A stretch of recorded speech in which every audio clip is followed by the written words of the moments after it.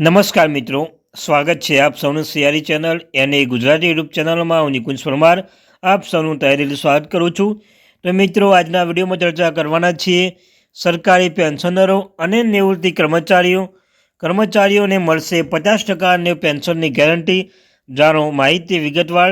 જો તમે પેન્શનધારક છો, નિવૃત્તિ કર્મચારી છો, તમારા માટે આ વિડીયો ઉપયોગી બનશે। વિડીયો શરૂ કરતા પહેલાં ચેનલ પર ના હોય ચેનલ સબસ્ક્રાઈબ કરી લેજો। તમને ચેનલ પર સરકારી કર્મચારી, નિવૃત્ત કર્મચારી, પેન્શનધારક બાબતે તેમના ડીએ એચઆરએ અન્યથા કોઈ પણ અપડેટ આવે તો પણ તમને જાણ કરવામાં આવશે। સાથે મિત્રો, શિક્ષક ભરતી, સરકારી કર્મચારી, આંગણવાડી ભરતી અન્યથા કોઈ પણ અપડેટ આવે તો પણ તમને જાણ કરવામાં આવશે। તો આપણે આ ચેનલ એને ગુજરાતી યુટ્યુબ ચેનલ સબસ્ક્રાઈબ કરવાનું ભૂલશો નહીં। તો મિત્રો, તમે જોઈ શકો છો અહીંયા કે 8મા પગાર પંચ કેન્દ્રીય કર્મચારી માટે એક સારા સમાચાર। 8મા પગાર પંચની રાહનો અંત આવવાનો છે। તમે જણાવી દઈએ કે આ પગાર પંચ હેઠળ માત્ર કર્મચારીઓના પગારમાં જ વધારો નહીં થાય, પરંતુ યુપીએસ યુનિફાઈડ પેન્શન સ્કીમ હેઠળ મળનારી પેન્શનમાં પણ મહત્વપૂર્ણ ફેરફારની અપેક્ષા છે। કેન્દ્ર કર્મચારીઓ માટે એક સારા સમાચાર છે કે 8મા પગાર પંચની રાહ સમાપ્ત થવા જઈ રહી છે। જો કે સરકારના હજુ કોઈ અંગે કોઈ સત્તાવાર જાહેરાત કરવામાં આવી નથી, પરંતુ મીડિયા રિપોર્ટ્સ અનુસાર કમિશન 2026માં લાગુ થઈ શકે છે। 8મા પગાર પંચ હેઠળ કર્મચારીઓના પગાર વધારો થવાની સંભાવના છે અને યુપીએસ યુનિફાઈડ પેન્શન સ્કીમ હેઠળ મળતા પેન્શનોના પણ નોંધપાત્ર ફેરફાર થવાની અપેક્ષા છે। યુપીએસ હેઠળ 50% પેન્શનની ગેરંટી વર્ષ 2025માં લાગુ થનાર યુનિફાઈડ પેન્શન સ્કીમ યુપીએસ હેઠળ કેન્દ્રીય કર્મચારીના નિવૃત્તિ પછી તેનો સરેરાશ પગાર 50% પેન્શન તરીકે મળશે। આ પેન્શન એવા કર્મચારીઓ માટે હશે જે છેલ્લા 12 મહિના સરેરાશ પગાર મેળવશે।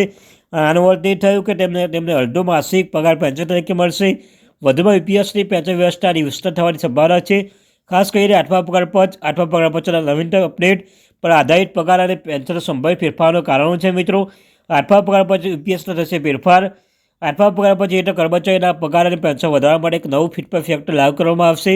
આ પરિબળ 7મા પગાર પંચના 2057 હતું, પરંતુ હવે 8મા પગાર પંચમાં એક પણ મોડું થવાની ધારણા છે। તે સમયે કેટલાક મીડિયાના અહેવાલ અનુસાર કે સરકાર ફીડબેક ફેક્ટર 86% સુધી વધારવાની પર વિચાર કરી શકે છે।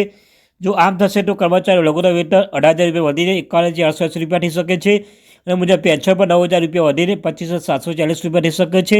તેના આધારે યુપીએસ હેઠળ મળતું પેન્શન પર વધુ થઈ શકે છે। ગ્રેજ્યુટી અને પેન્શનના નિયમો: જ્યારે કોઈ કર્મચારી નિવૃત્ત થાય છે ત્યારે દર મહિને પેન્શન તરીકે ચૂકવવામાં આવે છે, પણ નોકરી છોડ્યા બાદ ગ્રેજ્યુટી મળે છે।